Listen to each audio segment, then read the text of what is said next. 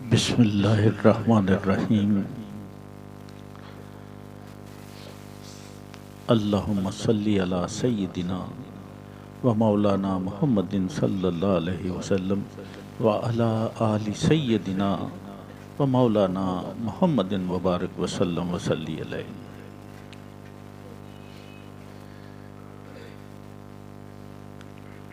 بڑا ہی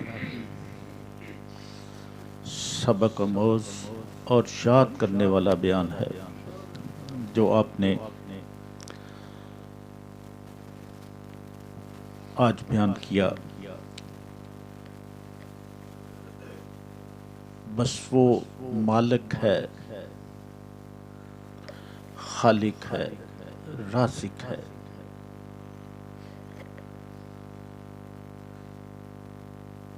یہی وہ فرماتا ہے نا کہ میں رب العالمین ہوں۔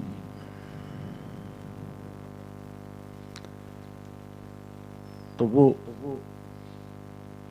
ہمیں یہ سب دکھاتا بھی ہے کہ جو اس کا کلمہ نہیں پڑھتے، جو اس کو رب نہیں مانتے،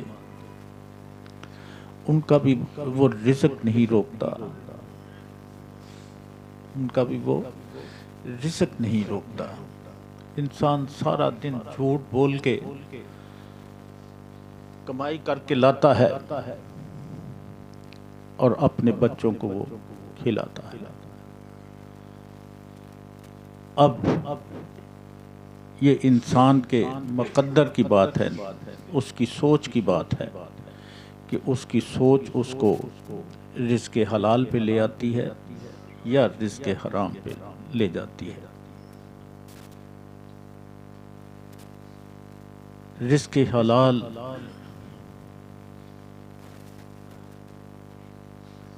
میں جو سب سے اہم بات ہے وہ ہے سچ۔ حضور صلی اللہ علیہ وسلم فرماتے ہیں کہ اگر تم نے کوئی مال بیچنا ہے، اس میں کوئی خامی ہے تو اس کی خامی بیان کر دو، تم سچے ہو گئے، تمہارا رزق پاک ہو گیا۔ اگر تم اس خامی کو دبا لیتے ہو اور تم اس کے پورے پیسے وصول کرتے ہو تو وہ رزق تمہارے لیے حلال نہیں رہا، وہ حرام ہو گیا۔ دین تو ہمارا پڑھائی صاف ستھرا آسان ہے کہ انسان اپنے دل سے اقرار کر لے کہ وہ رب جو ہے نا وہی ہمارا پیدا کرنے والا ہے، اور یوم محشر پہ اس کا یقین ہو جائے کہ ایک دن ایسا آنا ہے جس دن ہم نے حساب دینا ہے۔ لوح محفوظ میں ہر بندے کا ہر لمحہ کا کہ حساب درج ہے، لیکن جس طرح فرمایا کہ اللہ تعالیٰ کی رحمت بڑی وسیع ہے کہ جو اللہ تعالیٰ کا ذکر کرتا ہے صدق کے دل سے کرتا ہے، لوح محفوظ میں جب روز محشر ہوگا تو وہ جو اس کے چٹھے جو ہیں جب نکالے جائیں گے، اللہ اکبر، کتنی جلدوں پہ مشتمل ہوں گے۔ اس میں ایک ایک لمحے کا حساب جب درج ہوگا تو اللہ تعالیٰ فرمائے گا کہ بھئی یہ سارا سلسلہ ہے، انسان کو سمجھ آ جائے گا۔ لیکن جو اللہ تعالیٰ کا ذکر کرتا ہے، سبحان اللہ، الحمدللہ، ہر وقت ادا کرتا ہے، تو وہ جو عمل ہے اس کا تمام وہ جو چٹھا ہے اس پہ بھاری، جب میزان میں وہ پلڑا بھاری ہو جائے گا۔ یہ جو ہم علماء اکرام سے سیکھتے ہیں، ان کو ہمیں یاد بھی رکھنا ہے اور اپنے بچوں اور اپنے دوستوں، عزیزوں، اقربا میں بھی شیئر کرنا ہے۔ یہ پیغام جب ہم اس نیت سے لے کے چلیں گے کہ ہو سکتا ہے کہ ہمارے اس پیغام سے کسی کی زندگی بدل جائے۔ آج میں سمجھتا ہوں، آج میرا یہ یقین کامل ہے کہ جو کچھ علامہ صاحب نے فرمایا بعین ہی ہم اپنی زندگی بسر کریں گے، اور سب سے جو برائی کی جڑ ہے وہ جھوٹ ہے، اس کو ترک کر دیں تو انشاءاللہ ہماری اصلاح بھی ہو جائے گی، اور اللہ تعالیٰ ہمیں اپنے قریب بھی کر لے گا۔ اللہ تعالیٰ سے دعا ہے کہ ہمارا یہاں محفل میں آنا، خوبصورت بیان سننا، اور اتنا وقت دے کے بڑے ہی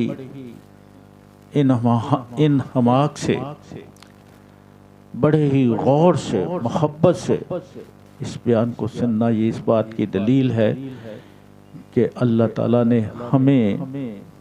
ہم پہ کرم کیا، ہم پہ کرم کیا کہ ہم نے ہمارے دل میں کوئی بے چینی پیدا نہیں ہوئی، بلکہ دل میں محبت پیدا ہو رہی۔ جیسے جیسے علامہ صاحب بیان فرماتے رہے، ہم خوب سے خوب تر کی جو تلاش میں، محبت میں ان کے بیان کو سنتے رہے۔ اللہ تعالیٰ ان کا بھی بیان کرنا اور ہمارا سننا اپنی بارگاہ میں قبول فرمائے۔ ہمارے نہایتی معزز دوست جناب ڈاکٹر زاہد فریدی صاحب، اللہ تعالیٰ نے ان کو بھی خوبصورت علم عطا فرمایا، اور باعمل دوست ہیں ہمارے۔ ان کی پچھلے دنوں اہلیہ اس دنیا فانی سے انتقال فرما گئی۔ ان کے لیے آج کی اس محفل کا ایصال ثواب ان کو پہنچانا ہے، اور ہمارے دوست وہ کہہ رہے تھے کہ آج سواری نہیں تھی، رکشے والے پہ بیٹھ کے آیا ہوں۔ اس نے ان سے کرایہ بھی نہیں لیا، بلکہ انہوں نے 100 روپیہ ان کو دیا کہ یہ وہاں محفل میں دے دیا جائے اور میرے لیے دعا کی جائے۔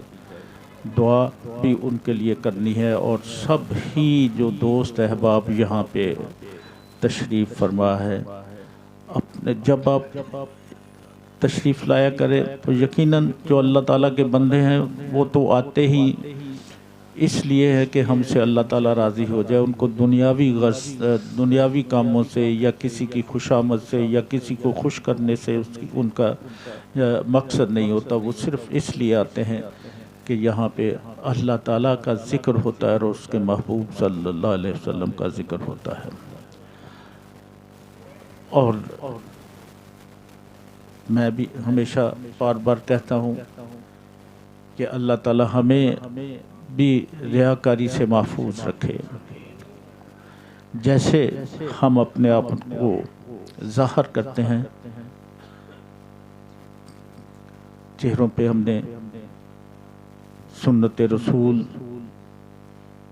اللہ تعالیٰ نے آنکھیں دی، اللہ تعالیٰ نے سماعت کی قوت دی، اللہ تعالیٰ نے بولنے کی قوت دی، اللہ تعالیٰ نے چلنے کی قوت دی، اور اللہ تعالیٰ نے سوچنے کی قوت عطا فرمائی۔ اب اس کا شکر یہی ادا اسی طرح کر سکتا ہے بندہ کہ اس کی ہر نعمت پہ ہر وقت ہمارے دل میں الحمدللہ رب العالمین کا تصور ہوتا رہے۔ ہم اگر کوئی اچھا کام کریں تو شکر اس کا ادا کریں، اور اگر ہمیں کوتاہی ہم سے ہو جائے تو اس کی بارگاہ میں کہتے ہیں اے میرے مولا تو جانتا ہے کہ دل نہیں کرتا تھا لیکن مجھ سے ہو گیا ہے۔ یقیناً اللہ تعالیٰ کو یہ بات بڑی پسند ہے کہ یہ میرا بندہ نہیں کرنا چاہتا تھا، اس سے ہو گیا، یہ اب شرمندہ ہو گیا، نادم ہو گیا ہے، تو اس کے مانگنے سے پہلے ہی اللہ تعالیٰ اس کے گناہ معاف فرما دیتا ہے۔ بڑا خوبصورت تھا کہ اللہ تعالیٰ کی رحمت سے اتنا دور بھی نہ کرو اور اتنے جوری بھی نہ بن جاؤ کہ گناہ ساری عمر کرتے کرتے پھر ایک وقت آئے کہ معافی مانگ لو۔ ایسا بھی ہرگز نہیں ہو سکتا، کیونکہ انسان جب توبہ کرتا ہے تو اللہ تعالیٰ سے یہ عہد کرتا ہے کہ اللہ مجھے تو معافی عطا فرما اور آئندہ سے مجھے گناہوں سے بچنے کی توفیق عطا فرما۔ اللہ اکبر۔ اللہ تعالیٰ انسان کی نیتوں کو جانتا ہے۔ اگر انسان سچے دل سے توبہ کرتا ہے تو پھر اللہ تعالیٰ اس کی توبہ بھی قبول فرماتا ہے اور اس کو اپنے بندوں میں بھی شمار فرما لیتا ہے۔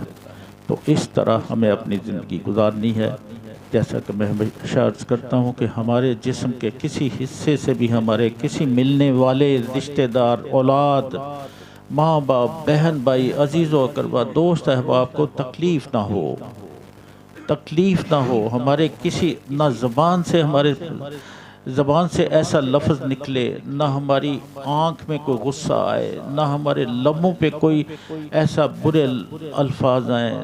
اللہ تعالیٰ ہمیں اپنی پناہ میں رکھے اور شیطان کے شر سے محفوظ فرمائے۔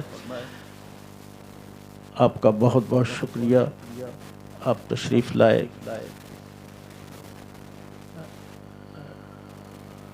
انشاءاللہ یہ رابطے تو ہیں، ہمیشہ رہیں گے،